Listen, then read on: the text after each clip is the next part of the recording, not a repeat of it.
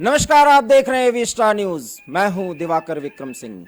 News room live के इस विशेष कार्यक्रम में आपका बहुत बहुत स्वागत है। भारत लोकतंत्र का पर्व मनाता आया है और इस पर्व में हम खुशियां मनाते हैं।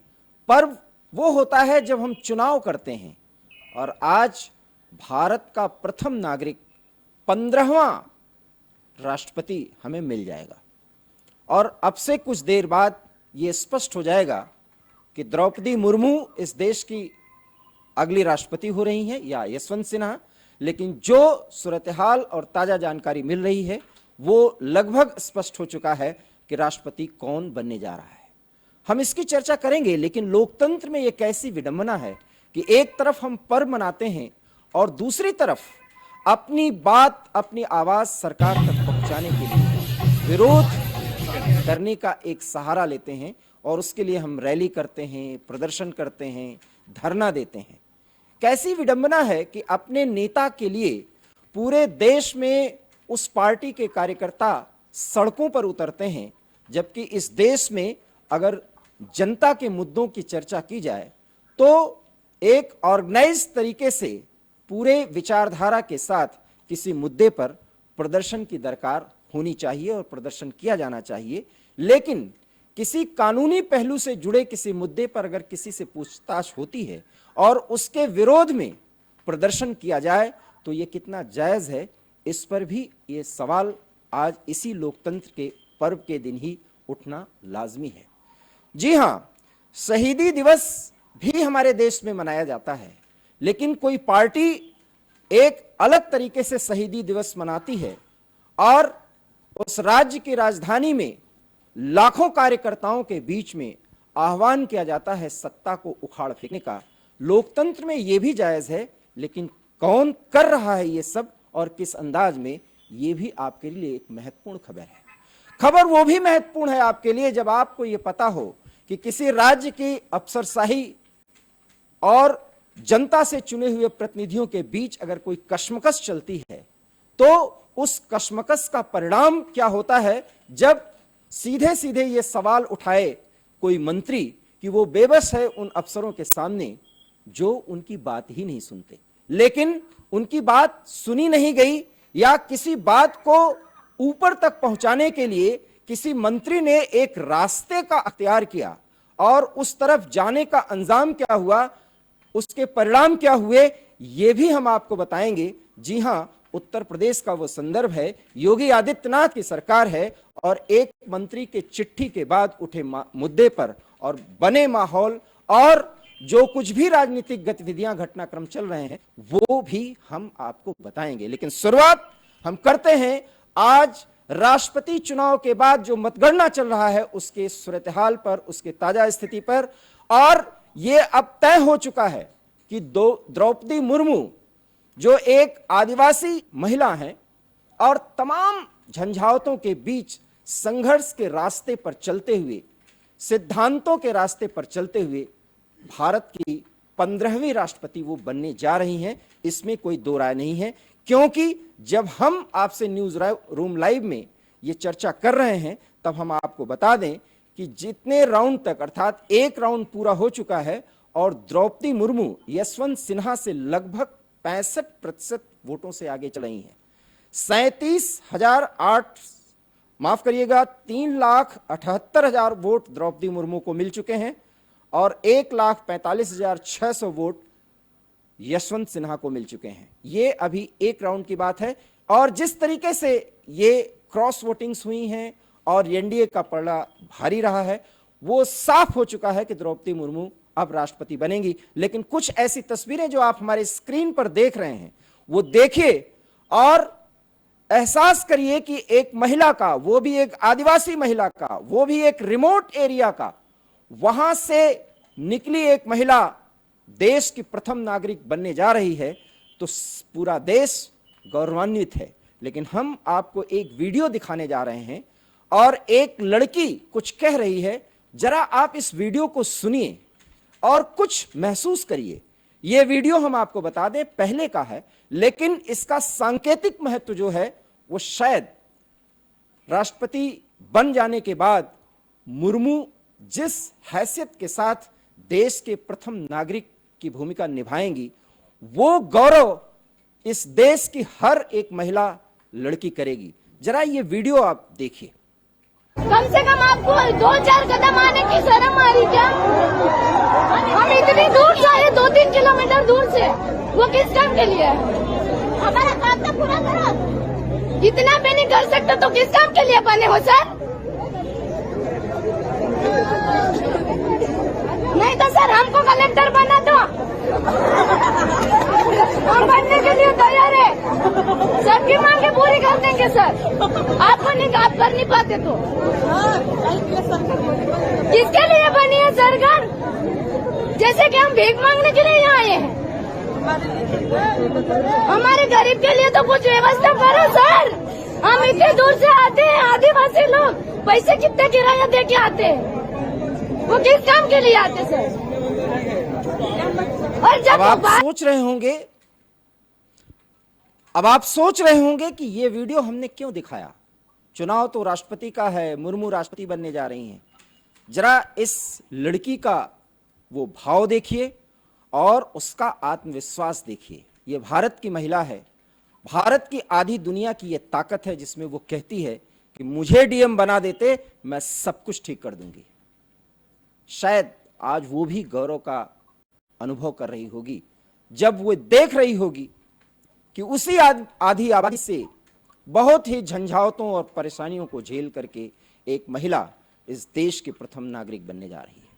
और ये वीडियो उन सभी देश की महिलाओं को देखना चाहिए और आत्मविश्वास से लबरेज होकर के हमेशा उन चुनौतियों का सामना करने के लिए सामने आना चाहिए। शायद इसलिए इस वीडियो का एक महत्व है और मौजू है आज उस दिन जब देश के प्रथम नागरिक के चुनाव के मतगणना के समय ये वीडियो, पुराना वीडियो है, वायरल हो रहा है। हम इस पे कुछ बात करें कि देश के विभिन्न शहरों में किस तरीके का उत्साह है और कैसे मिठाइयां बांटी जा रही हैं। मयूरभंज के उस इलाके में जहां से वो रिप्रेजेंट करती हैं, वो उनकी कर्मस्थली रही है मुर्मू की, वहां पर क्या कुछ चल रहा है, ये सब आप तस्वीरों के जरिए देख सकते हैं। लेकिन इस पर सवाल कई हैं और हम आपको बताएं कि इसकी जो प्रक्रिया चल रही है, इसमें किस तरीके से माननीय रिटर्निंग ऑफिसर ने क्या घोषणाएं की हैं और औपचारिक घोषणाओं के बाद उनके विजय की घोषणा कब की जाएगी, ये भी हम आपको बताएंगे। लेकिन मुर्मू का राष्ट्रपति बनना लोकतंत्र के इस पड़ाव पर आज इसका एक बड़ा महत्व है। शायद इसे समझने की जरूरत है। इस न्यूज रूम में हमारे सहयोगी सब हैं और शायद एक एडिटोरियल थॉट प्रोसेस में हम लोग जिन बातों की चर्चा कर रहे थे, सोहन, एक बड़ा मुद्दा है और अभी तक आप ही न्यूज रूम चलाते रहते थे, लेकिन आज कुछ तबीयत आपकी खराब है। लेकिन इस पर विचार तो बनता है कि किस तरीके से एक महिला का राष्ट्रपति बनना और गौरवान्वित महसूस करना कि इस देश की महिला कुछ भी कर सकती है।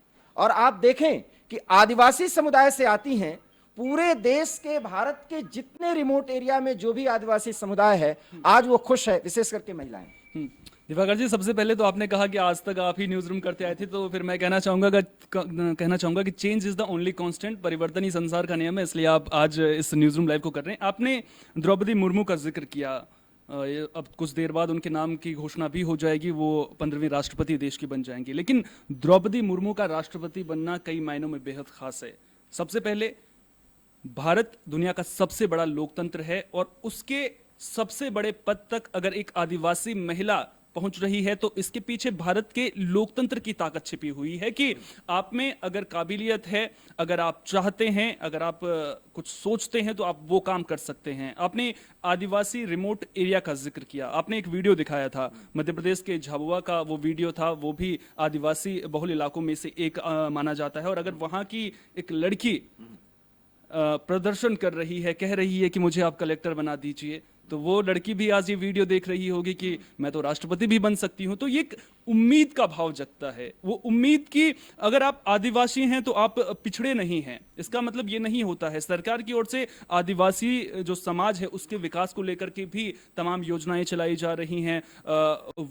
वनों को लेकर के वन पट्टियों का आवंटन भी समय समय पर सरकार की ओर से किया जाता रहा है। लेकिन द्रौपदी मुर्मू का राष्ट्रपति बनना कई मायनों में बेहद खास है। अब इसको लेकर के आपको याद होगा कि जिस दिन चुनाव हो रहे थे सियासत भी शुरू हो चुकी थी। अब द्रौपदी मुर्मू को राष्ट्रपति भवन पहुंचने में अब ज्यादा वक्त तो है नहीं। 24 तारीख को रामनाथ कोविंद का कार्यकाल पूरा हो जाएगा, जो महामहिम अभी देश के हैं, और 25 तारीख को उनका शपथ ग्रहण होगा, जो कि अब संभावना पूरी तरह से बनती हुई नजर आ रही है।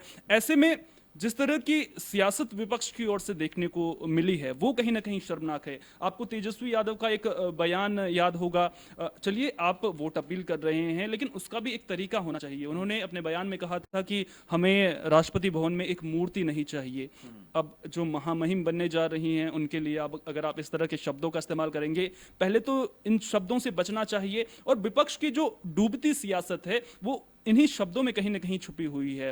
आप दूसरे तरीके से भी वोट अपील कर सकते थे, लेकिन अब द्रौपदी मुर्मू को खुद से यह साबित करना होगा, क्योंकि विपक्ष लगातार इस तरह के आरोप लगाता हुआ नजर आया है कि जो राष्ट्रपति हैं वो सरकार के रिमोट कंट्रोल की तरह काम करते हैं। रामनाथ कोविंद को लेकर के इस तरह की बातें कही जाती थी, प्रतिभा पाटिल को लेकर के इस तरह की बातें कही जाती थी, लेकिन अब द्रौपदी मुर्मू को भी अब उनके फैसलों पर देखने को मिलेगा कि जो भी राष्ट्रपति के अधिकार हैं जो उनके दायरे में आते हैं उनको लेकर के वो किस तरह के फैसले लेते हैं ताकि विपक्ष का मुंह बंद हो सके। सोहन, आपने बहुत महत्वपूर्ण मुद्दा उठाया है। जब ये राष्ट्रपति का चुनाव शुरू हुआ और इसकी प्रक्रिया शुरू की गई और उसके बाद वोट मांगने के लिए राष्ट्रपति के जो उम्मीदवार थे वो सभी राज्यों में जाने शुरू हुए, लेकिन कुछ ऐसे बयान यशवंत सिन्हा के आए। बहुत महत्वपूर्ण मुद्दा आपने उठाया जब तेजस्वी का जिक्र किया, हम इस पर एक फ्लैश ले ही लेते हैं, और वो ये है कि यशवंत सिन्हा ने राष्ट्रपति पद की गरिमा की ढेर सारी बातें की और एक महत्वपूर्ण बयान था कि मुझे रबर स्टैंप नहीं, अगर ये देश चाहता है कि रबर स्टैंप न बने तो आप मुझे जिताइए। और द्रौपदी मुर्मू का आप देखिए कि हर एक राज्य में पहुंची, यहां तक कि वो पश्चिम बंगाल भी गई। हर जहां पर विपक्ष मजबूत है, वैसे तो आप बिल्कुल सही कह रहे हैं कि विपक्ष कितना कमजोर है और किस अंदाज में प्रतिक्रियाएं देता है, लेकिन वो वोट मांग रहे, तो जो शालीनता और संयत भाव की दरकार है वो मुर्मू ने दिखाया, जबकि यशवंत सिन्हा का जो अंदाज था वो एक किसी राजनीतिक पार्टी के एक बड़े नेता के ही तौर पर था, एक राष्ट्रपति के उम्मीदवार के तौर पर नहीं कहा जा सकता। देखिए दिवाकर जी, इसके पीछे आप खींच भी समझ सकते हैं कि एक खींच उन्होंने निकाली, क्योंकि देखिए आप जब द्रौपदी मुर्मू के नाम का ऐलान हुआ था तभी से ये तय माना जा रहा था कि द्रौपदी मुर्मू ही जो है देश की अगली राष्ट्रपति बनेगी, क्योंकि संख्या बल उनके साथ में था और द्रौपदी मुर्मू आदिवासी चेहरा है। ऐसे में ये संभावना जताई जा रही थी कि विपक्षी पार्टियां उनके साथ आएंगी, और जो चुनाव के दौरान देखने को भी मिला, क्रॉस वोटिंग देखने को मिली। आपने जिक्र किया यशवंत सिन्हा ने जिस तरह के बयान दिए।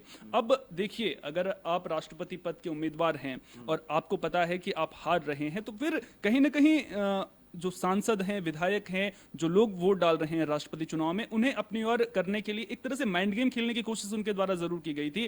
बार बार ये जताने की कोशिश भी की गई कि मैं ज्यादा काबिल हूं, राष्ट्रपति के लिए रबर स्टैंप नहीं होना चाहिए, ऐसा व्यक्ति होना चाहिए जो संवैधानिक पदों का मान रख सके और फैसले ले सके। तो जिस तरह से एक तरह से आप कह सकते हैं कि उन्होंने आरोप लगाने की कोशिश द्रौपदी मुर्मू पर की, और जो मौजूदा सरकार है उसको घेरने की कोशिश भी एक तरह से की कि संवैधानिक जो शक्तियां हैं उनको लेकर के आप देख ही रहे हैं देश में किस तरह का माहौल देखने को मिल रहा है। इसके बाद आप सोनिया गांधी की ईडी के सामने पेशी और उसके बाद प्रदर्शन, ईडी के दफ्तर पर कालिख पोतते हुए तस्वीरें भी दर्शकों को जरूर दिखाएंगे। तो संवैधानिक शक्तियों को लेकर के सवाल हमेशा से उठते आए हैं, लेकिन जब आप राष्ट्रपति पद के लिए, बिल्कुल सही बात आपने कही कि अगर आप राष्ट्रपति पद का चुनाव लड़ रहे हैं तो वो शालीनता दिखनी चाहिए। अब द्रौपदी मुर्मू को उस शालीनता से बाहर, शालीनता का दायरा तोड़ने की जरूरत क्यों नहीं पड़ी? क्योंकि उनके पास संख्या बल है, उन्हें जरूरत नहीं है। तो उनके इस तरह के बयान सामने नहीं आए तो इसके पीछे कोई सोची समझी तकनीक अपनाने की जरूरत भी नहीं थी। उन्हें पता है मैं जीत रहा हूं। वहीं यशवंत सिन्हा पता था हार रहे हैं, क्या बयानों से क्या कुछ गेम खेल पाए? तो कोशिश उनके द्वारा जरूर हुई, लेकिन वो नाकाम होती हुई साबित आई, जिस तरह से पहले राउंड की वोटिंग के नतीजे। बहुत महत्वपूर्ण बात सोहना आपने कहा है, इस बात को हम आगे बढ़ाते हैं, क्योंकि लोकतंत्र में संख्या बल का भी महत्व होता है। और जब आपने संख्या बल का जिक्र किया सोहन, तो एक बात याद आती है कि लोकतंत्र में संख्या बल को यूटिलाइज करने के लिए और हिट बिल्कुल निशाने पर जाए, उसके लिए एक मास्टर स्ट्रोक की जरूरत है।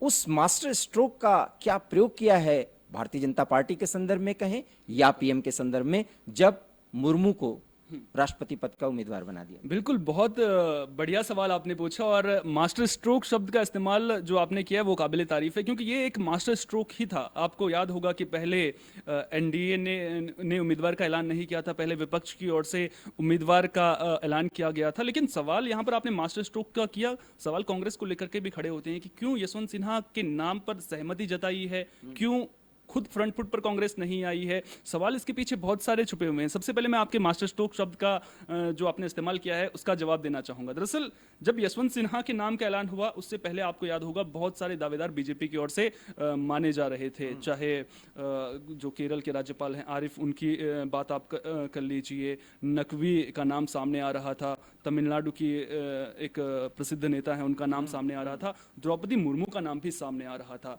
अब द्रौपदी मुर्मू के नाम का ऐलान क्यों किया गया? अब देखिए इसके पीछे मास्टर स्ट्रोक कैसे ये हुआ। सबसे पहले आदिवासी चेहरा, आदिवासी जो नेता हैं उनका साथ मिलेगा। दूसरा, झारखंड की वो राज्यपाल रही हैं और वहां पर हेमंत सोरेन सरकार है, वो भी उनको अपने पाले में लिया। तीसरा, बीजू जनता दल जो उड़ीसा में है, उड़ीसा की वो रहने वाली हैं, वहां पर आदिवासी इलाके बहुत सारे हैं, उन्हें अपने सपोर्ट में लिया। तो विपक्ष में एक तरह से जो बिखराव की जरूरत थी वो इस मास्टर स्ट्रोक से हो गई थी। गौर तो ये है सोहन कि अंतिम समय में आते आते ममता बनर्जी भी कुछ बोलने की स्थिति में ही नहीं थी। अब क्या करती वो? अब टीएमसी अब यशवंत सिन्हा का साथ ना देंगी तो दिक्कत हो जाएगी। दूसरी तरफ अब आम आदमी पार्टी ने समर्थन का यशवंत सिन्हा को कर दिया है, क्योंकि ममता बनर्जी क्या चाहती है? ममता बनर्जी चाहती है कि 2024 में विपक्ष का चेहरा वो बने। अब विपक्ष अपने फेर में उलझता हुआ नजर आ रहा है। हालांकि अगर आप इन चुनावों को, राष्ट्रपति चुनाव को 2024 से कनेक्ट करेंगे तो मेरे लिए थोड़ा सा ज्यादती होगी विपक्ष के साथ में, क्योंकि विपक्ष पहले ही उलझा हुआ अपने आप में। उसके बाद आप इन चुनावों को, जब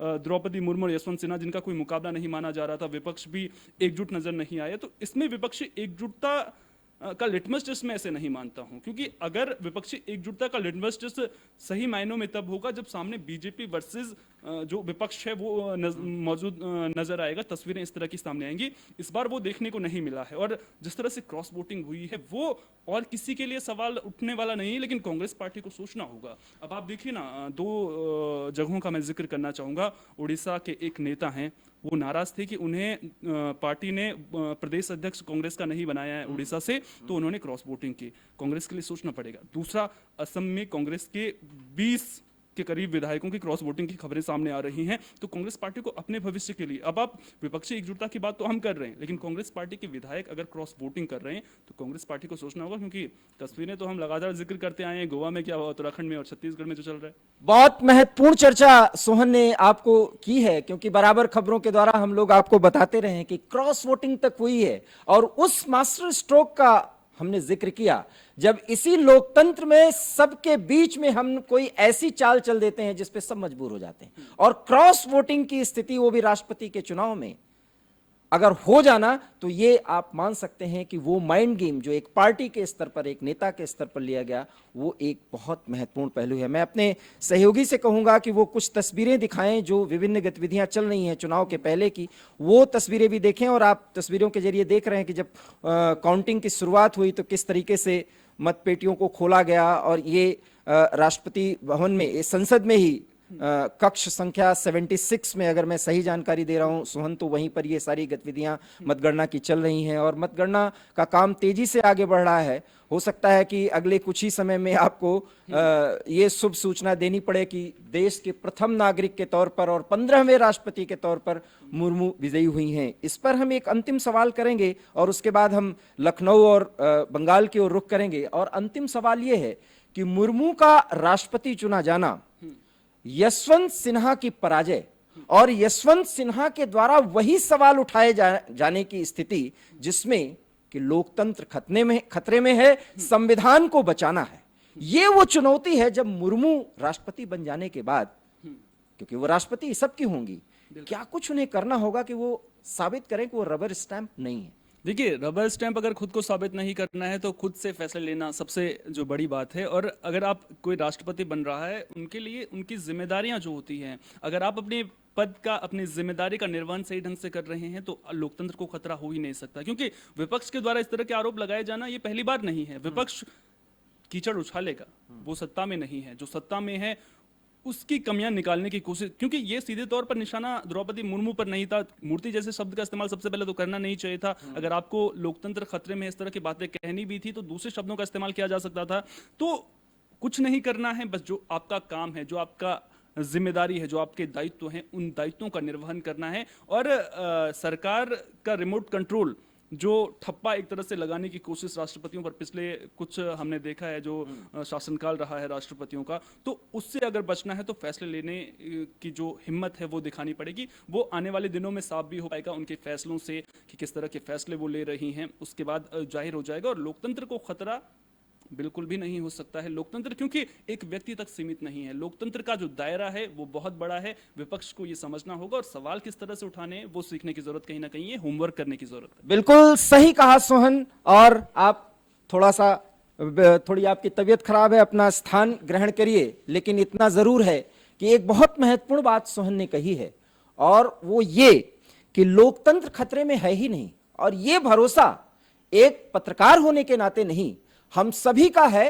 क्योंकि हमारा लोकतंत्र आजादी के 75 साल पूरे होने पर जब हम अमृत महोत्सव मना रहे हैं, तो इतनी जल्दी लोकतंत्र खतरे में कैसे हो जाएगा। इस राजनीतिक भाषा और शैली पर अब राजनीतिक दलों के नेताओं को सोचना होगा। रही बात संविधान खतरे में है, कैसे है? संविधान के हर एक प्रावधानों पर, संसद से लेकर के सड़क तक, अगर उसकी मान्यताओं पर कहीं कुठाराघात होता है तो हमारी न्यायपालिका है।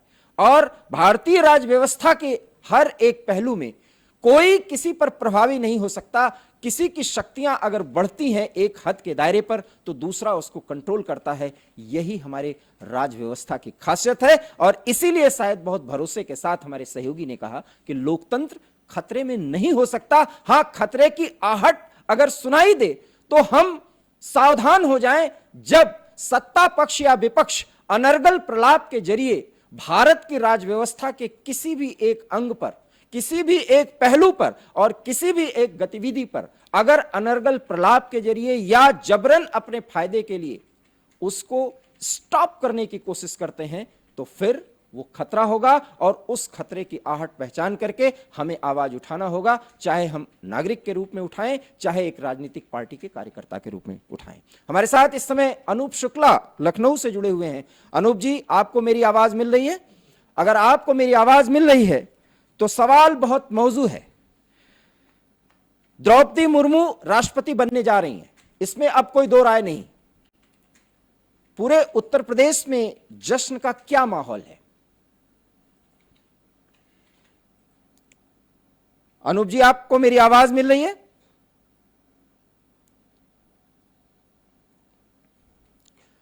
लगता है कि अनूप जी तक मेरी आवाज नहीं पहुंच पा रही है। अनूप जी, आपको मेरी आवाज नहीं मिल पा रही है?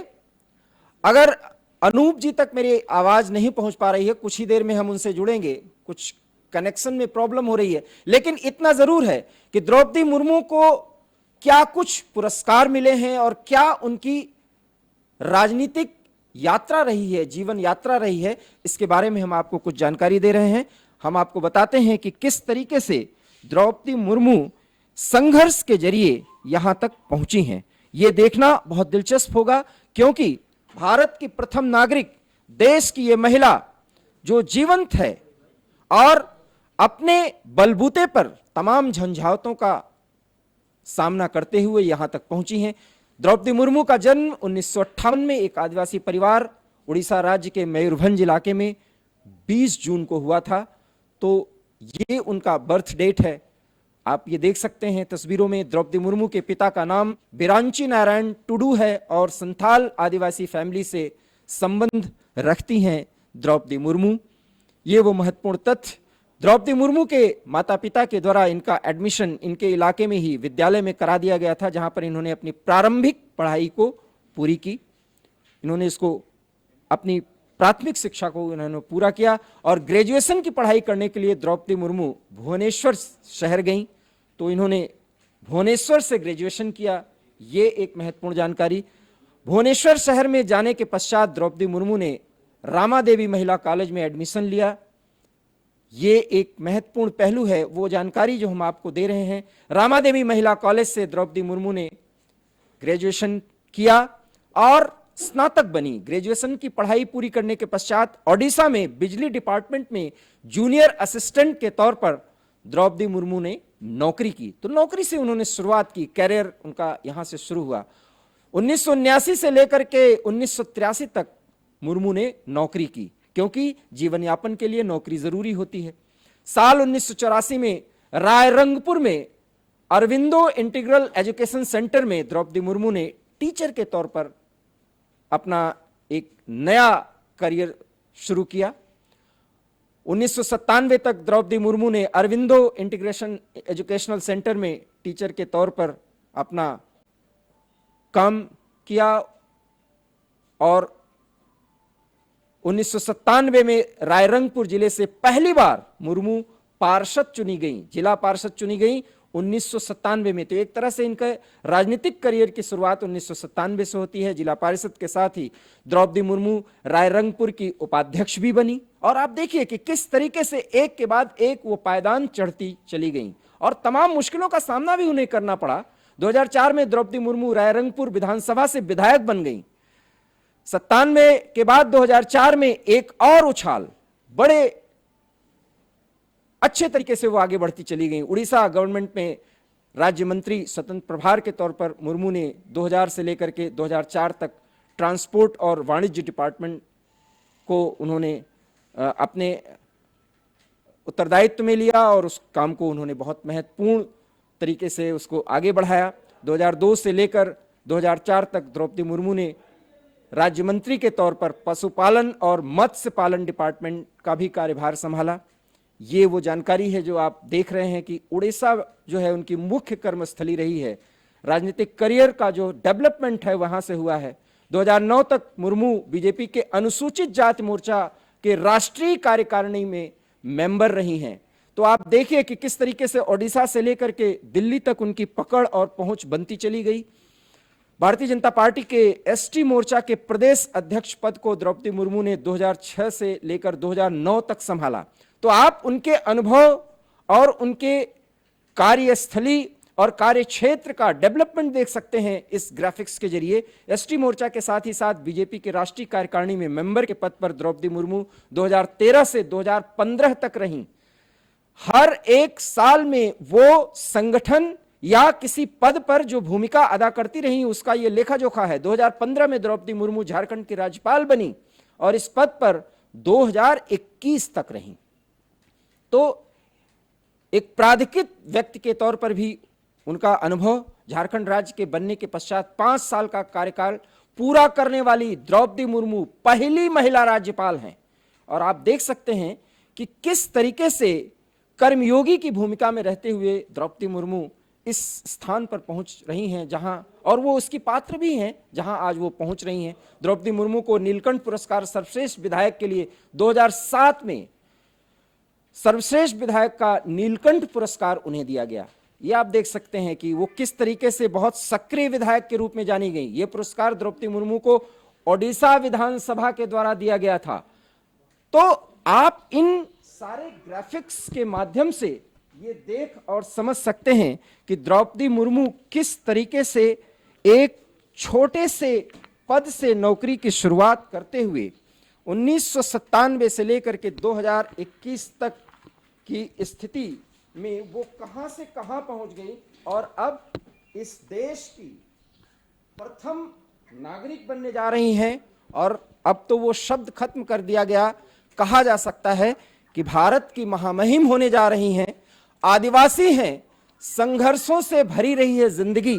अपने पति और बच्चे को खोज लेने के बाद भी वो अपने कर्तव्य बोध से कभी नहीं चूकी और ये बोध बना रहा कि जिंदगी में उनको लोक सेवा में बने रहना है और जो भी दायित्व मिले उसे पूरे करते जाना है।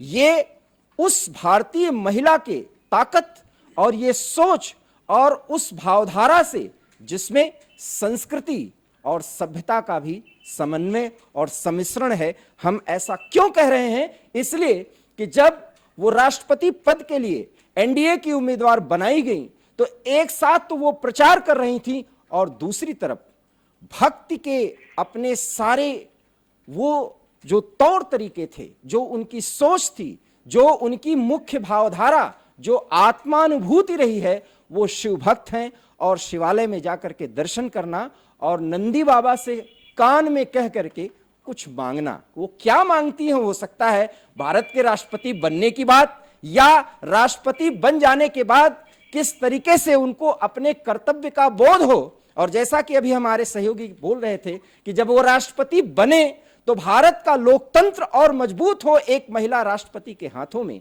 शायद उसके लिए उनको ईश्वर वो ताकत दें, वो सूझबूझ दें, वो बौद्धिक वो स्थिति दें जिसमें वो ये सब कार्यभार तमाम मुश्किलों को झेलते हुए पूरा कर सकें। शायद भगवान शिव से उन्होंने यही मांगा होगा और इसीलिए वो मंदिरों में पूजा अर्चना करती भी दिखी और बहुत गंभीर और शांत भाव से सत्ता पक्ष और विपक्ष के किसी भी व्यक्ति से अगर वो मिली तो बहुत गंभीर तरीके से उन्होंने अपने लिए वोट मांगा। और शायद यही वो परिणत है और उस मास्टर स्ट्रोक का एक परिणाम है कि द्रौपदी मुर्मू इस देश की राष्ट्रपति बन रही हैं और राष्ट्रपति बन जाने के बाद पूरे मयूरभंज इलाके में, पूरे ओडिशा में और देश के हर उस आदिवासी समुदाय में जश्न का जो माहौल है वो आप हमारे स्क्रीन पर भी देख सकते हैं। लड्डू बांटे जाने की तैयारी हो चुकी है और लड्डू बांटे भी जा रहे हैं। जब हम आपको बता रहे हैं आदिवासी महिलाएं विभिन्न विभिन्न राज्यों की अपने अपने परंपराओं के हिसाब से नृत्य कर रही हैं, ये सारे दृश्य आपके जो हमारे स्क्रीन पर आप देख पा रहे हैं, ये सब कुछ जश्न चल रहा है।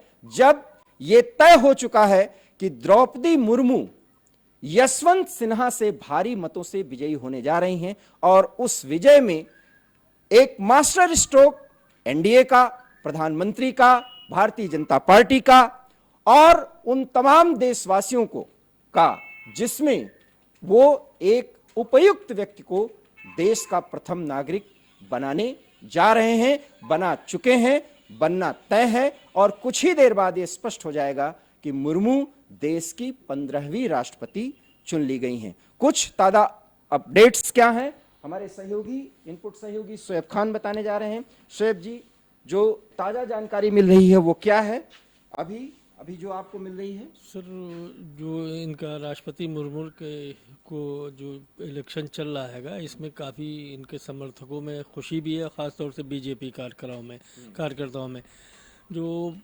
द्रौपदी मुर्मू का जो दिल्ली के अंदर जो इन्हें कोठी में निवास है उस पर जो है काफ़ी खुशियां हैं और वहाँ रेड कारपेट बिछाई गई है।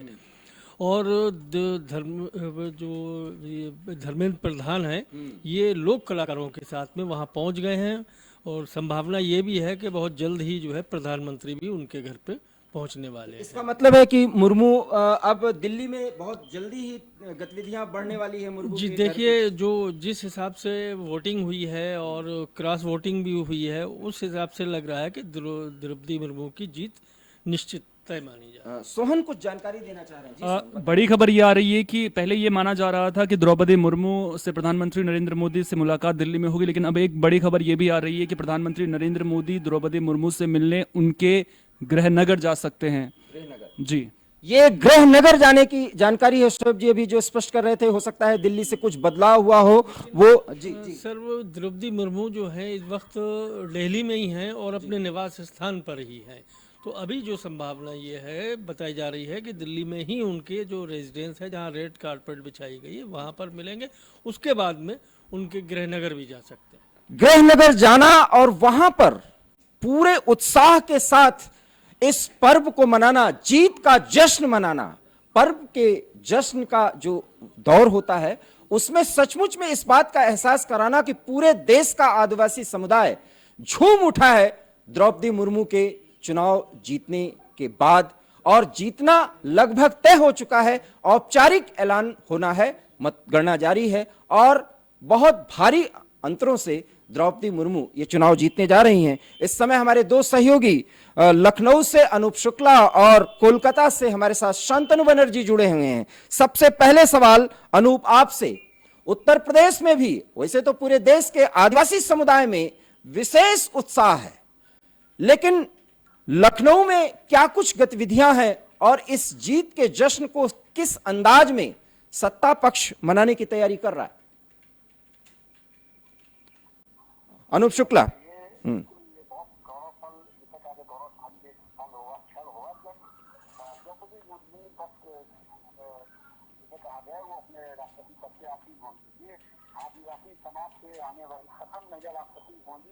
दर्शाएगा भारत के लिए कि भारत सिर्फ जहाँ पे कई धर्म कई जातियां होती हैं और सबसे सामाजिक व्यवस्था में सबसे निचले पायदान पर ये आदिवासी समाज आता है, वहां से कोई महिला उठकर जब राष्ट्रपति देश के सर्वोच्च पद प्रथम नागरिक पद पे जब बैठती है, आसीन होती है, तो जाहिर सी बात है एक बड़ा, जिसे कहा जाए एक बड़ा संदेश जाता है।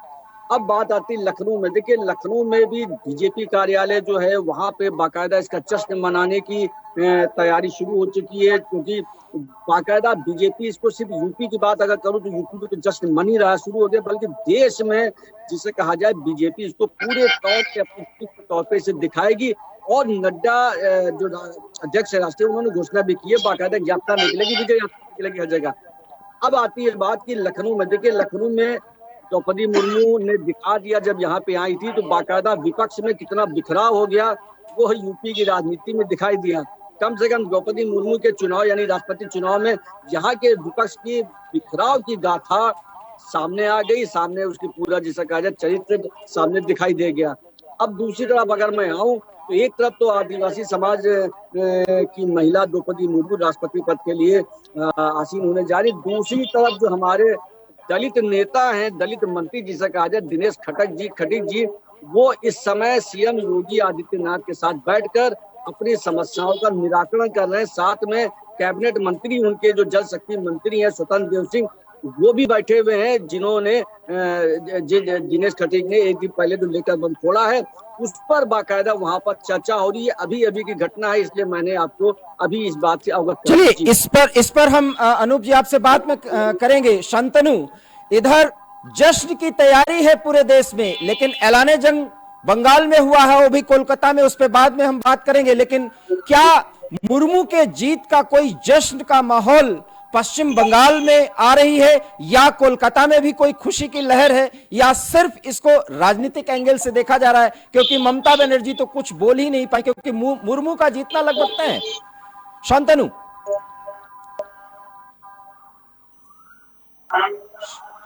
शांतनु आप मेरी आवाज सुन पा रहे हैं? हाँ जी हाँ बिल्कुल। हाँ, जी आपने जो कहा है वो तो सही बात है। अभी हमने देखा है कई ट्वीट पर भाजपा जो नेता लोग है बंगाल का, वो भी ट्वीट करना शुरू कर दी।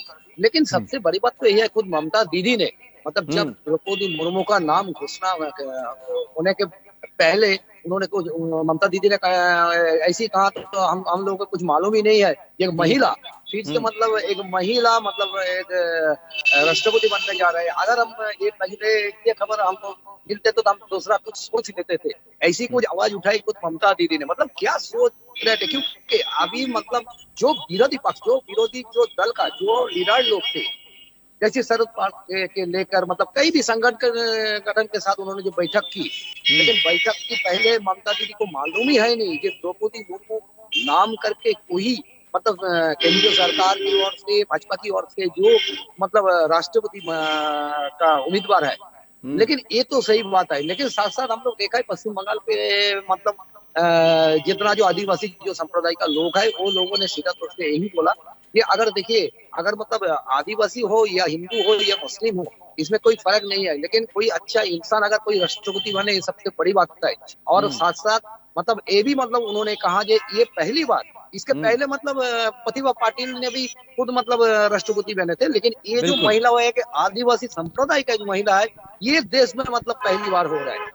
और यही शांतनु वो मास्टर स्ट्रोक था जिसका अभी जिक्र हम और सोहन कर रहे थे, कि उस मास्टर स्ट्रोक में यशवंत सिन्हा के पीछे जो लोग लगे थे उसमें से एक ममता बनर्जी को यह कहना पड़ा कि क्या बताएं, हमें तो पता ही नहीं था कि एक महिला और वो भी आदिवासी, अगर हमको पहले पता होता तो हम कुछ और सोचते। और शायद पूरे विपक्ष को बहुत कुछ सोचने पर मजबूर कर दिया एनडीए और भारतीय जनता पार्टी के रणनीतिकारों ने और प्रधानमंत्री के मास्टर स्ट्रोक ने। शायद अब ये बात तय हो चुकी है जब शांतनु हमें आप ये जानकारी दे रहे हैं। लेकिन जश्न है, लोकतंत्र का पर्व है, जब चुनाव होता है, चुनाव के बाद मतगणना होता है, पूरे देश की निगाहें टीवी चैनल्स पर लग जाती हैं, समाचार माध्यमों की तरफ हो जाती हैं, और इसी जश्न के बीच ऐलाने जंग का भी कुछ हमें जो जानकारी मिली हुई है, ऐलान कर दिया गया है, वो भी किसकी तरफ से? ममता बनर्जी की तरफ से। शांतनु, आप हमारे साथ जुड़े हैं और बने रहिए, अनूप आप भी बने रहिए। लेकिन आज कोलकाता में शहीदी दिवस, टीएमसी ने शहीदी दिवस मनाया, और शहीदी दिवस मनाने के वक्त जो भीड़ कोलकाता में देखी गई वो ममता के उस नेतृत्व की ताकत को दिखाती है, उनकी लोकप्रियता को दिखाती है। लेकिन शहीदी दिवस के मौके पर ममता का अंदाज क्या था और वो क्या कुछ ऐलान कर रही थी उस बड़ी भीड़ के सामने, जरा वो आप स्क्रीन पर सुनिए। देखिए दिवाकर जी, सबसे बड़ी बात मैं तो यही है आपको कि रोकूंगा, मैं पहले दिखाना चाहता हूं इसके बाद, चूंकि आप तो बिल्कुल उसी स्थल पर हैं, मैं ये दिखाना चाहता हूं कि वास्तव में कोलकाता में हुआ क्या और ममता क्या कुछ बोल रही थी। उसके बाद हम इस पर आपसे सवाल लेंगे।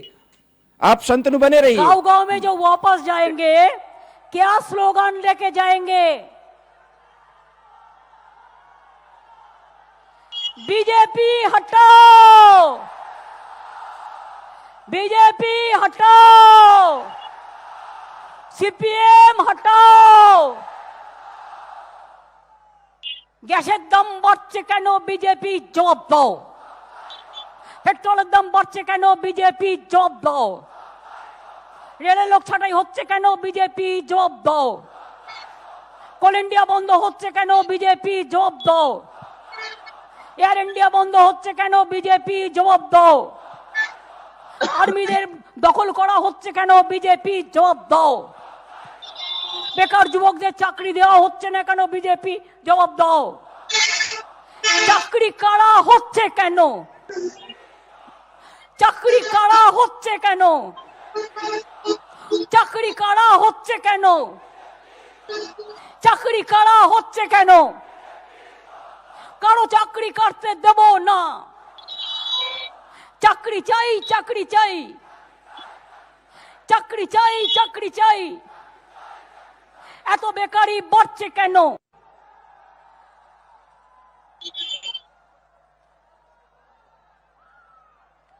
বিজেপির বন্ধুরা মুড়ি খাবেন না?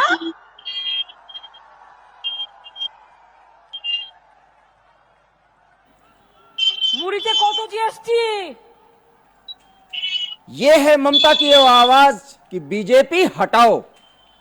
बंगाल से वो शेरनी की दहाड़, ये भी एक महिला है, और बंगाल में इनकी लोकप्रियता कितनी है ये किसी को बताने की जरूरत नहीं है, क्योंकि मोदी के रथ को अगर किसी ने रोका था तो बंगाल में ममता ने रोका था।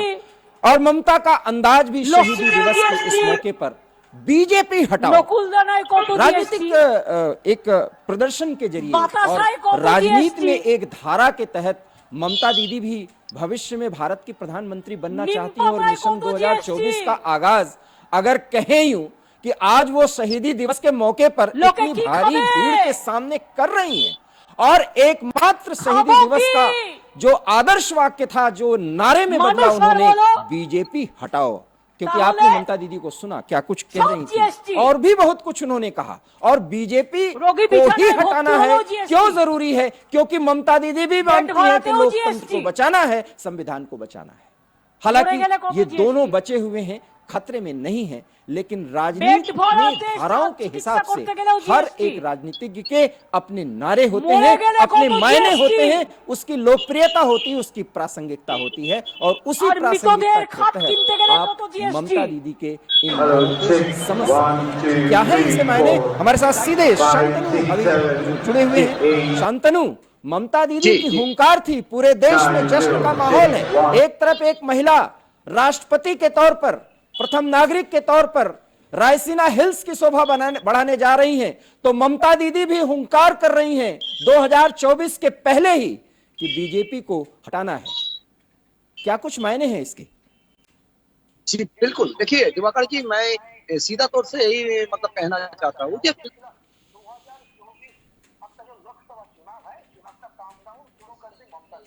क्योंकि आज उन्होंने जो शहीद दिवस का जो 13 लोग मारा गए थे 1993 साल में 21 जुलाई जो शहीद हो गया था, वही शहीद का मंच से कड़ी आवाज उठाई केंद्रीय सरकार के खिलाफ। और उन्होंने ये भी साथ साथ कहा, जब भी कोई चुनाव आते हैं केंद्रीय सरकार में मतलब जात की विभाजन का राजनीति करते हैं, क्योंकि जात का विभाजन का राजनीति करता है, खुद अपने आप लड़ाई भी करा देता है, ये माहौल बना देता है जो बीजेपी ने।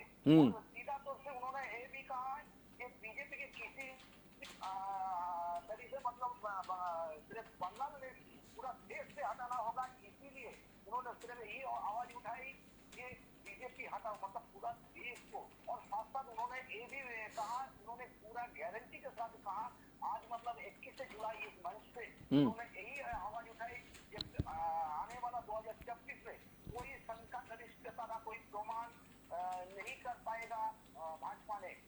जो लोकसभा चुनाव में मतलब इस साल बहुत बड़े जो आंकड़ा मिला था, ये मतलब नहीं हो सकता है। अगर जो मतलब जो विरोधी दल लोग अगर एक साथ बैठकर हम फैसला करें तो मतलब बीजेपी को हटाना कोई मुश्किल बात नहीं है। बहुत महत्वपूर्ण बात कही है, बहुत महत्वपूर्ण बात आपने कही है, और यही वो महत्वपूर्ण बात है। चूंकि हमको समय सीमा में बंधना होगा शांतनु, कुछ और खबरों पर हमें जाना होगा, लेकिन जो आपने कहा कि आह्वान की अगर सभी विपक्षी दल एक हो जाएं, सवाल तो यही है कि दहाड़ तो कोलकाता से है, रायसीना हिल्स पर कब्जा करने के लिए, प्रधानमंत्री बनने के लिए, लेकिन सवाल यह है कि पूरा विपक्ष एक हो कैसे, इस कुनबे को एक कैसे किया जाए। शायद कोलकाता से जो आवाज उठ रही है वो कहीं बंगाल तक ही सीमित ना हो जाए, इसके लिए ममता दीदी को अभी बहुत कुछ प्रयास करना होगा, बहुत कुछ कील कांटे दुरुस्त करने होंगे, और जब तक ये दुरुस्त नहीं होंगे, देश स्तर पर, अखिल भारतीय स्तर पर मोदी के रथ को रोकना थोड़ा मुश्किल लग रहा है। और कम से कम 2024 के पहले ये प्रयास सार्थक तरीके से किए जाएं और एकता के सूत्र में सब बंधें। जैसा कि अभी शांतनु हम बात कर रहे थे, अनूप आप भी अगर सुन रहे होंगे कि किस तरीके से राष्ट्रपति चुनाव में विपक्ष का एक मजबूत उम्मीदवार उतारा जाए। नहीं खोज पाए तो एक पुराने भाजपाई को ही, जिसने राष्ट्रपति पद बनने के बाद लाल कृष्ण आडवाणी का जो अपमान किया गया उसका बदला लेने की बात कही।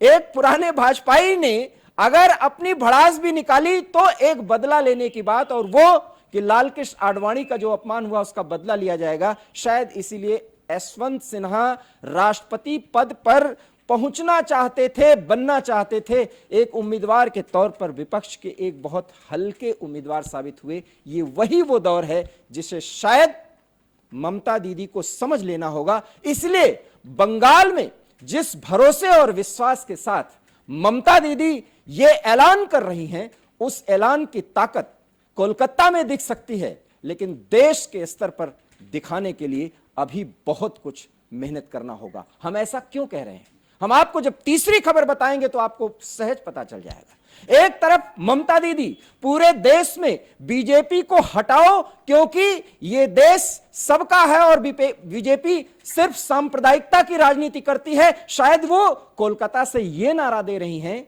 लेकिन दूसरी तरफ अपने एक नेता के कानूनी पहलुओं से जुड़ने के बाद उससे पूछताछ के विरोध में पूरा देश, कांग्रेस के कार्यकर्ता सर पर उठाने को तैयार हैं, और विरोध प्रदर्शन करते करते पुलिस को इतना ज्यादा मशक्कत करनी पड़ी उनको संभालने के लिए कि पूरे देश में आप तस्वीरें देख सकते हैं कि किस तरीके से आज ईडी में जब दफ्तर पहुंची सोनिया गांधी और उनसे पूछताछ हुआ, पूछताछ खत्म भी हुआ क्योंकि उनकी तबीयत बहुत अच्छी नहीं चल रही है, इसलिए कुछ ही समय बाद उनसे पूछताछ किया गया और पूछताछ के बाद उन्हें आज के पूछताछ से मुक्त किया गया। लेकिन इस दौरान पूरे देश में कांग्रेस के कार्यकर्ताओं का दिल्ली सहित किस तरीके से प्रदर्शन रहा वो भी कई बड़े सवाल उठाता है।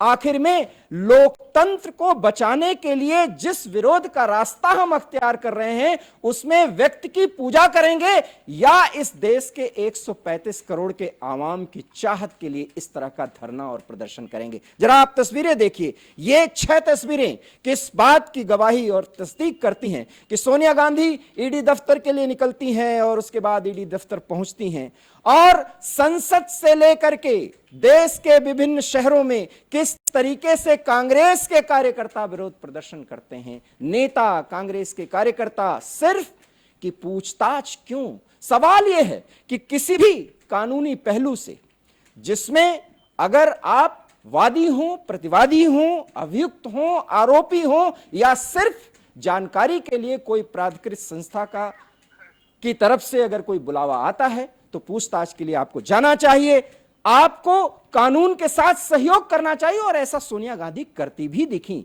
लेकिन कांग्रेस के कार्यकर्ता इस तरह का विरोध प्रदर्शन करके क्या दिखाना चाहते हैं? यह सवाल शायद कांग्रेस के रणनीतिकारों को भी सोचना होगा। क्यों हम ऐसा कह रहे हैं? क्योंकि आप गुजरात दंगों के उस पूरे मुद्दे को याद करिए जब चीफ मिनिस्टर रहते हुए वर्तमान प्रधानमंत्री और तब के तत्कालीन मुख्यमंत्री के तौर पर इन्हीं नरेंद्र मोदी से एसआईटी पूछताछ किया करती थी और तब उन सवालों का वो जवाब देते थे। इस तरह का कोई विरोध प्रदर्शन नहीं होता था क्योंकि उन पर सवाल उठाए गए थे और प्राधिकृत संस्था के सामने जो पूछताछ करते उनके पास जाना होता था और सवालों के जवाब देना होता था और ऐसा किया भी गया। लेकिन अब व्यक्ति पूजा, और जिस व्यक्ति पूजा पर आज कांग्रेस जाकर के खड़ी हो गई है और उसी के इर्द गिर्द पूरे लोकतंत्र का ताना बाना बुन लिया जाता है, शायद यही वो विडंबना है, यही वो वस्तुस्थिति है, यही वो विरोधाभास है जिसको कांग्रेस के रणनीतिकार नहीं समझ पा रहे हैं। और यही कारण है कि नरेंद्र मोदी के रथ को बहुत आसानी से आगे बढ़ने दिया जा रहा है। यह बात कांग्रेस को भी समझना होगा, विपक्ष के सभी धड़ों को समझना होगा, जहां जनता के मुद्दों पर धरना प्रदर्शन किए जाते हैं, न कि अपने नेता के व्यक्तित्व को उठाने के लिए, उनके आगे अपने आप को साबित करने के लिए कार्यकर्ता और नेता सड़कों पर उतरते हैं और कानून और व्यवस्था के सामने मुश्किलें पैदा करते हैं। तो यह थी तीसरी वो खबर जिस पर हम चर्चा कर रहे थे। और चौथी और और जुड़े मुद्दे हैं कि हम आपको सुनवाएं कि प्रतिक्रिया क्या हुई। प्रतिक्रिया भी हम सुनवा देते हैं, हमारे सहयोगी कह रहे हैं, क्योंकि हम वो बातें बता रहे थे। कुछ ऐसी प्रतिक्रियाएं भी आई हैं कांग्रेस के नेताओं और कार्यकर्ताओं की, जरा आप उसे सुन लीजिए और आप सहज अनुमान लगाइए कि ये विपक्ष की कौन सी धार है जिस धार पर 2024 का मिशन फतेह करने का बड़ा सपना पाला जा रहा है।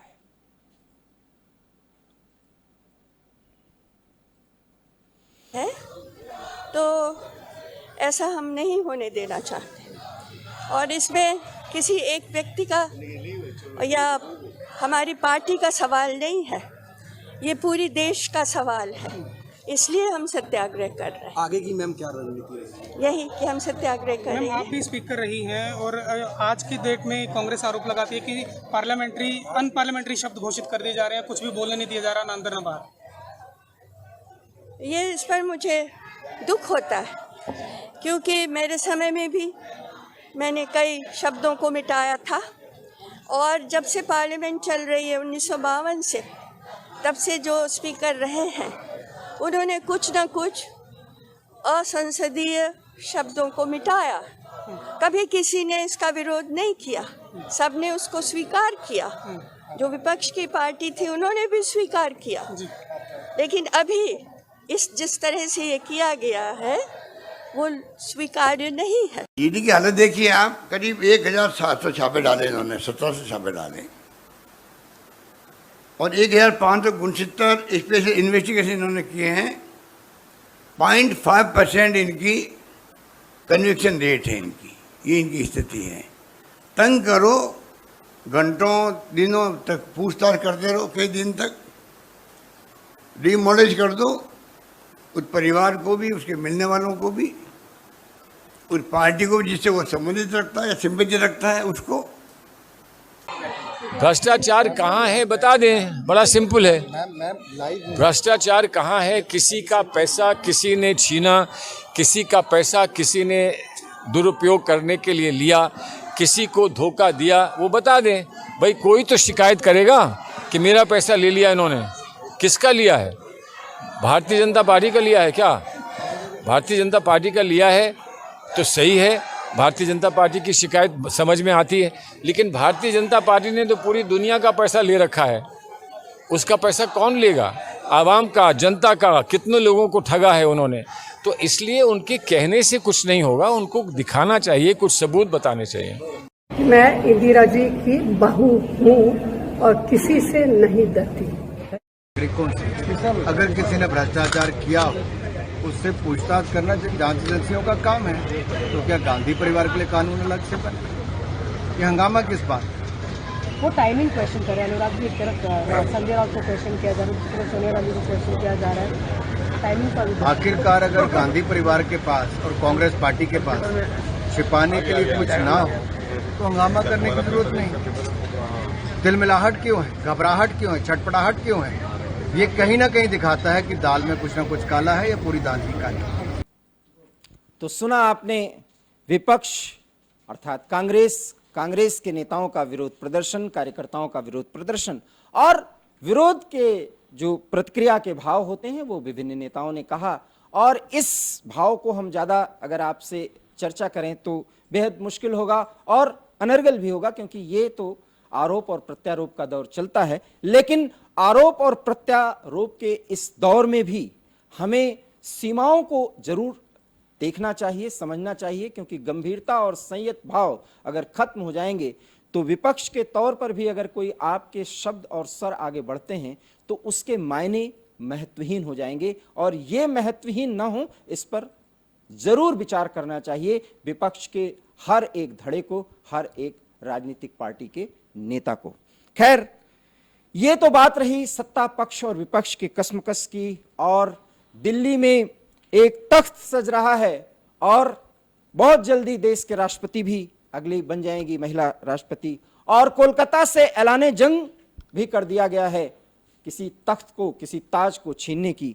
लेकिन जो ताज मिले उस ताज को महफूज रखने के लिए जरूरी है कि 24 घंटे अर्थात अहरनिश एक ऐसा प्रयास किया जाए जिसमें जनता के हित सत्य रहें और गवर्नेंस का एक ऐसा नमूना पेश हो जिसकी मिसाल पूरा देश दे, पूरी दुनिया दे। जी हां, कुछ ऐसा प्रयास ही उत्तर प्रदेश की योगी आदित्यनाथ सरकार का रहा है।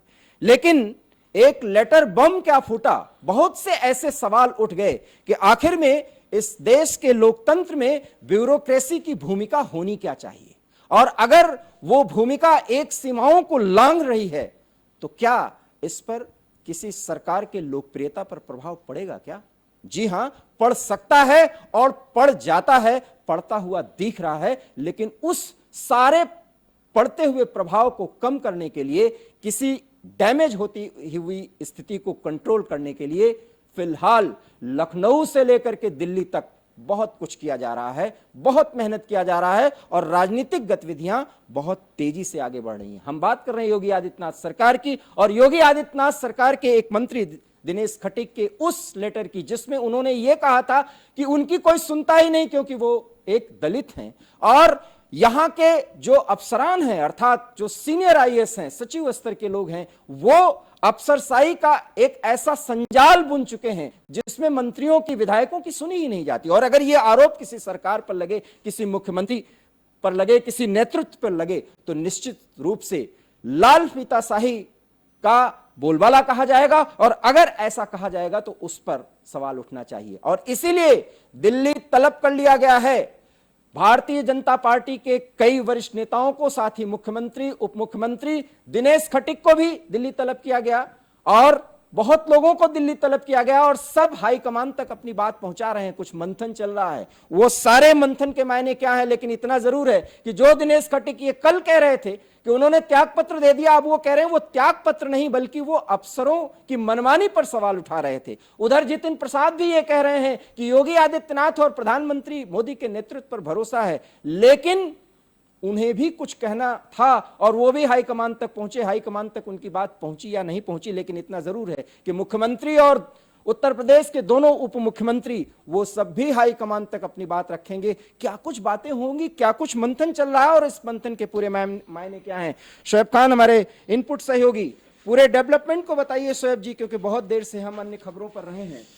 सर, उत्तर प्रदेश की जो बीजेपी की राजनीति है, इसमें इस वक्त 3 शब्द जो है तेजी से चल रहे हैं: नाराजगी, अटकल और तबादला। और इन तीनों के पीछे जो बड़े नेता हैं, जितिन प्रसाद, दिनेश खटीक और डिप्टी सीएम स्वास्थ्य, डिप्टी सीएम भी हैं और स्वास्थ्य मंत्री भी हैं ब्रजेश पाठक जी। तो इनका सबसे पहले मैं बताऊं, दिनेश खटीक का सब की अपनी आवाज़ उठाई थी कुछ अधिकारियों के खिलाफ। उन्होंने इस्तीफे का भी प्रचार किया था, लेकिन वो इस्तीफा जो अमित शाह को भेजा था, अमित शाह फिर वो दिल्ली बुलाए गए थे। जो वेस्ट यूपी के सह संगठन मंत्री हैं, उनके साथ में वो दिल्ली गए, जेपी नड्डा जी से मिले, अपनी बात रखी। उसके बाद उन्हें नसीहत दी गई और नसीहत में ये जेपी नड्डा ने कहा कि आप ऐसे मामलों को जो है पार्टी फोरम में उठाइए, सार्वजनिक रूप से न उठाइए। नसीहत दे के उनको भेज दिया गया। वो आज लखनऊ पहुंचे। लखनऊ अभी सीएम से उनकी मुलाकात भी हुई है, वो हो चुकी है। मुलाकात के बाद जब वो निकले हैं तो मीडिया ने जब पूछा तो उन्होंने कहा कि हमने अपनी प्रॉब्लम बता दी है, जो में हमारी समस्या थी, और उस पर मुख्यमंत्री ने कानूनी कार्रवाई की बात कही है, आश्वासन दिया है। अब वो दूसरा जो पीडब्ल्यूडी मिनिस्टर हैं जितिन प्रसाद, इन्होंने काफ़ी प्रयास किया, दिल्ली में भी अभी पड़े हुए हैं, लेकिन इनकी जो है कहीं मुलाकात किसी नेता से नहीं। सबसे बड़ा जो घोटाला है वो पीडब्ल्यूडी का है और स्वास्थ्य मंत्रालय का है। यहाँ पर स्वास्थ्य मंत्रालय में गड़बड़ झाला है, गड़बड़ झाला है। पीएमओ में एक शिकायत की गई है स्वास्थ्य विभाग के, जो एसीएस हैं अमित मोहन, उनकी आर क्यूब के मालिक हैं महेश श्रीवास्तव। उन्होंने ये शिकायत करी है कि जो मेडिकली लॉजिस्टिक जिलों में हमारे भेजे गए थे, उनका पेमेंट अमित एसीएस की वजह से रुका हुआ है। उस पर बाकायदा पीएमओ से आदेश हुआ है कि चीफ सेक्रेटरी तत्काल इसकी जांच करें और जांच करके इसमें जो भी आवश्यक कार्रवाई हो वो करें।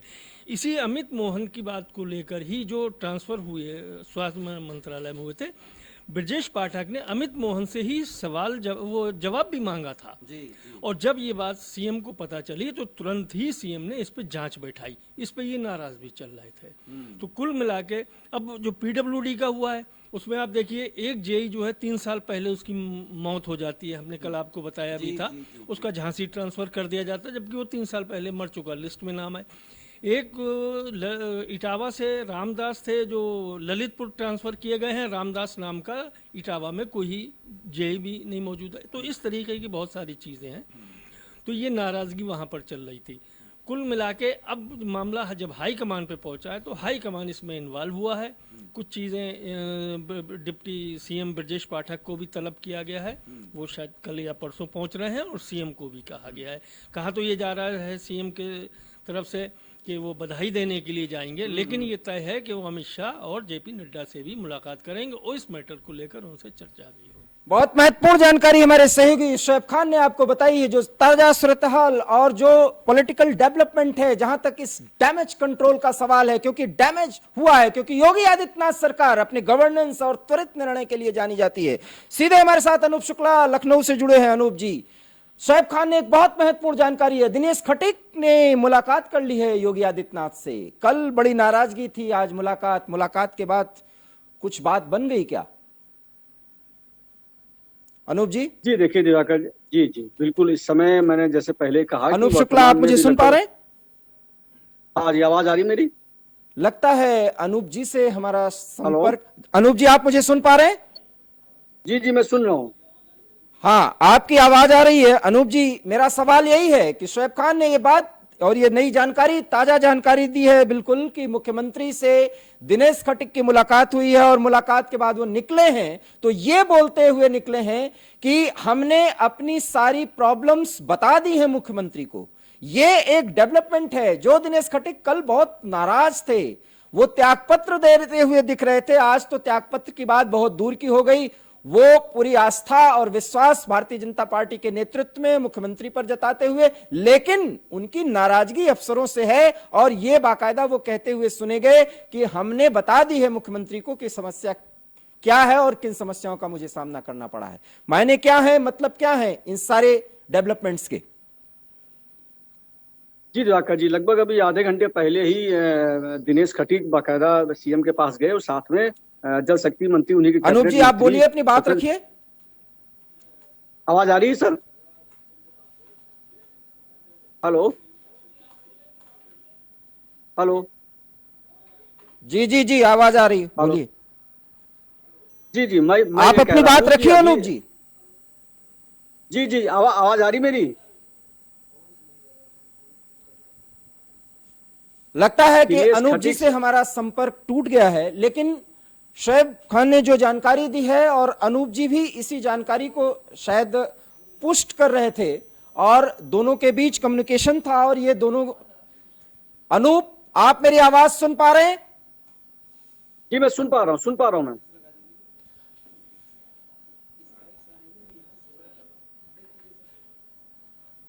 आप मेरी आवाज सुन पा रहे हैं अनूप जी? ये जो सवाल है जिस पर हम अनूप जी से चर्चा करना चाह रहे हैं, क्योंकि ये घटनाक्रम तेजी से बदल रहा है।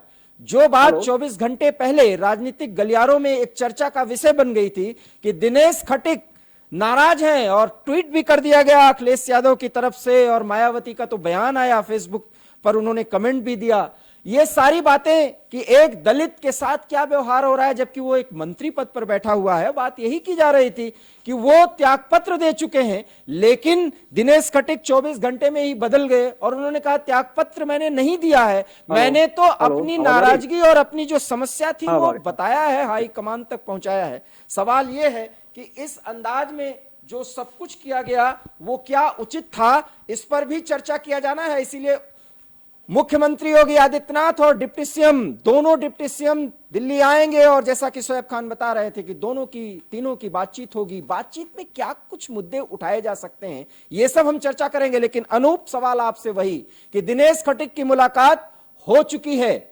मुख्यमंत्री योगी आदित्यनाथ से और सिर्फ दिनेश खटीक ने यही कहा है कि मैंने अपनी समस्याएं, जिन समस्याओं का सामना मैंने किया वो मुख्यमंत्री को बता दिया। क्या है इसके मायने? जी जी जी बिल्कुल दिवाकर जी, लगभग आधे घंटे पहले दिनेश खटीक जी बाकायदा साथ में स्वतंत्र देव सिंह जो उनके जल शक्ति मंत्री हैं, कैबिनेट मंत्री हैं, वो दोनों ही सीएम आवास पर गए हैं। ये अचानक एक बड़ा परिवर्तन दिखाई दिया था और वहां पर जाकर दिनेश खटीक ने जैसे बताया कि उन्होंने अपनी बात रखी थी कि दिनेश खटीक बाकायदा दिल्ली जाके अमित शाह से मिलना चाहते थे, लेकिन अमित शाह ने उनको टाइम नहीं दिया था। ये खबर है कि दिल्ली जाके मिलना चाहते लेकिन उनको मिलने का टाइम नहीं दिया गया। और दूसरी बात आपको बड़ी बात बताऊं, दिनेश खटीक संघ से जुड़े व्यक्ति हैं, इसमें संघ का दखल भी हुआ है। ये खबर सूत्र बता रहे कि संघ का दखल भी बाकायदा इसमें हुआ है।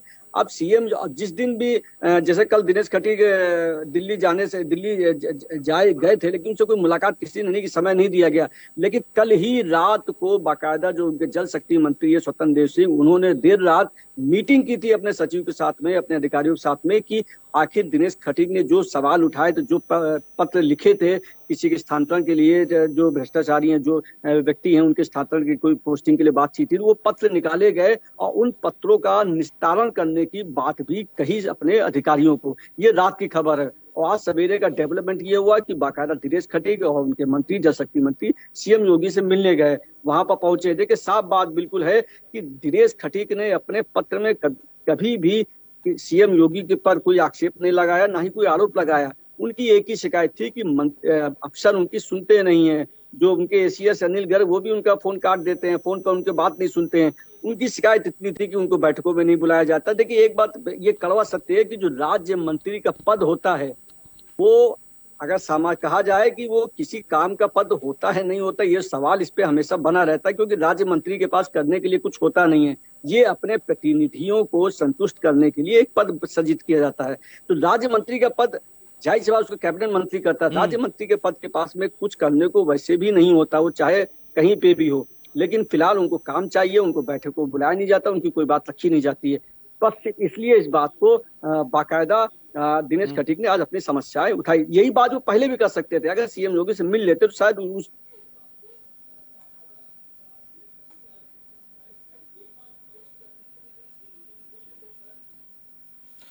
बहुत बहुत धन्यवाद अनूप जी। चूंकि पीसीआर से हमें संकेत मिल रहा है कि समय समाप्त हो चुका है, लेकिन चलते चलते एक बड़ी खबर हम आपको देने जा रहे हैं।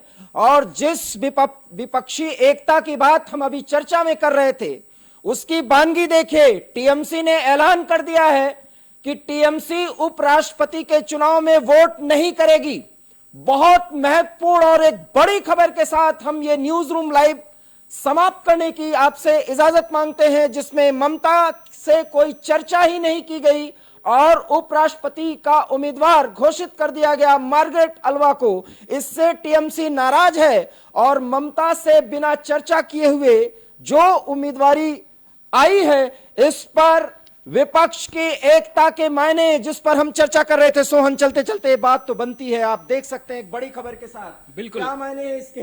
देखिए, मार्गरेट अल्वा के नाम का जब ऐलान हुआ था, शरद पवार ने उसका ऐलान किया था और कांग्रेस ने भी सहमति दी थी। कांग्रेस की पूर्व नेता हैं सोनिया गांधी के साथ तलखी की खबरें भी लगातार सुर्खियों में इनकी रही थी, किताबें भी इन्होंने लिखी हैं। लेकिन ममता बनर्जी का समर्थन ना देना अपने आप में बड़ा है, क्योंकि एक तरफ कांग्रेस चाहती है कि विपक्ष का चेहरा वो रहे, दूसरी तरफ ममता बनर्जी चाहती है कि वो रहे। तो एक तरह से ममता ने अपने तेवर दिखाने शुरू कर दें। ये आप कह सकते हैं कि ममता ने गेम खेलना शुरू कर दिया। और गेम आज से नहीं खेल रहे हैं। जब वो दिल्ली के उनके दौरे थे, आपको याद आ रहा होगा, दिल्ली में हिंदी में उनका पत्रकारों को संबोधित करना, तो कुल मिलाकर ममता की तैयारी साफ है 2024 की। और जो तस्वीरें आपने दिखाई थी, 2 तस्वीरें आपने दिखाई थी अपने बुलेटिन के दौरान।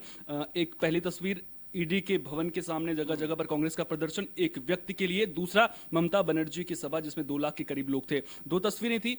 कांग्रेस इस तरह का प्रदर्शन दिल्ली में क्यों नहीं करती? उस तरह की भीड़ क्यों नहीं जुटा पाती? अगर कांग्रेस वो भीड़ जुटा पाती तो कहीं ना कहीं विपक्ष का चेहरे को लेकर के जो सवाल उठ रहे हैं वो आज नहीं उठते और ममता बनर्जी को वो मौका नहीं मिलता। लेकिन सवाल बड़ा ये है कि ममता बनर्जी भले ही इस तरह के भीड़ जुटा करके जो है वो ताकत दिखाने की कोशिश करे, लेकिन बाहर, पश्चिम बंगाल के बाहर क्या ममता बनर्जी ऐसी भीड़ जुटा पाएंगी? अगर यूपी में ममता बनर्जी आएंगी तो क्या इस तरह की भीड़ जुटा पाएंगी? राजस्थान जाएंगी, दूसरे शहरों में जाएंगी, मध्य प्रदेश में जाएंगी, क्या इस तरह की भीड़ जुटा पाएंगी? ये अपने आप में बड़ा सवाल है। और मार्गरेट अल्वा को समर्थन ना देना, एक तरह से ये जताने की कोशिश भी की गई है कि विपक्षी पार्टियों को उनके साथ में आकर के चलना होगा। एक तरह से ये बताने की कोशिश की गई कि यहां विपक्ष की सर्वे सर्वा बनने की जो कोशिश है, उसकी शुरुआत ममता बनर्जी ने इस चाल के साथ कर दी। बहुत महत्वपूर्ण जानकारी सोहन। ये चलते चलते और हम एक और बड़ी खबर के साथ, क्योंकि हमें इशारा बार बार किया जा रहा है कि न्यूज रूम लाइव का समय खत्म हो रहा है, लेकिन हम चलते चलते एक बड़ी खबर। काउंटिंग का दूसरा दौर खत्म हुआ है। द्रौपदी के पास 1349 वोट, यशवंत से 2 गुने से ज्यादा वोट मिल चुके हैं। ये दूसरे दौर तक की बात न्यूज रूम लाइव जब हम आपको कर रहे हैं। सोहन, बहुत बहुत भारी मतों से द्रौपदी मुर्मू जीत रही हैं। और इधर आप देखिए ये एक बड़ा मास्टर स्ट्रोक फिर हो गया है कि टीएमसी चुनाव के पहले ही घोषणा कर देती है कि उपराष्ट्रपति के चुनाव में भाग ही नहीं लेगी। आप विपक्ष की एकता पर कुछ अंतिम कमेंट तो अब करिए। विपक्ष अंतिम कमेंट तो मैं यही करूंगा कि विपक्ष को अगर एकजुट होना है तो सबसे पहले उन्हें साथ आना पड़ेगा। एकजुटता का मतलब है कि आप साथ आइए, लेकिन आप मुद्दों में अलग नहीं हैं। आप अपने आप को सर्वेसर्वा दिखाने की कोशिश, और केवल बात आम आदमी पार्टी और कांग्रेस की नहीं है, माफ कीजिएगा, टीएमसी और कांग्रेस की नहीं है, आम आदमी पार्टी भी इसकी कोशिशें करती हुई नजर आ रही है। जिस तरह के बयान आप देखिए, किस तरह से यशवंत सिन्हा का समर्थन करने का ऐलान किया अरविंद केजरीवाल ने किया था, तो उसके पीछे ममता बनर्जी को आईना दिखाने की कोशिश जरूर थी। तो आपस में खेल रहे हैं, साथ में खेल पाएंगे या नहीं, ये अपने आप में बड़ा सवाल है। यही वो सवाल है और सोहन, यही वो विडंबना है जो वास्तव में भारतीय राजनीति में एक बड़ी समस्या है। जब लोकतंत्र में एक सशक्त विपक्ष होना चाहिए, लेकिन हर एक कुनबे की अपनी सोच है, अपनी महत्वाकांक्षा है, और उस महत्वाकांक्षा के दायरे में आ जाने के बाद हर एक पार्टी का अपना अपना एजेंडा है। तो फिर मिशन 2024 क्या सड़क पर इस तरह से अनर्गल प्रलाप और अनर्गल मुद्दे उठा करके जनता को अपनी तरफ आकर्षित किया जा सकता है? बड़े सवाल के साथ फिलहाल मुझे आपसे इजाजत लेनी पड़ रही है, क्योंकि हमें आज्ञा मिल चुकी है कि अब आपको न्यूज रूम लाइव खत्म करना है। लेकिन एबी स्टार न्यूज पर और खबरों और विश्लेषण को देखते रहने के लिए आप जुड़े रहिए। फिलहाल मुझे दीजिए इजाजत। नमस्कार।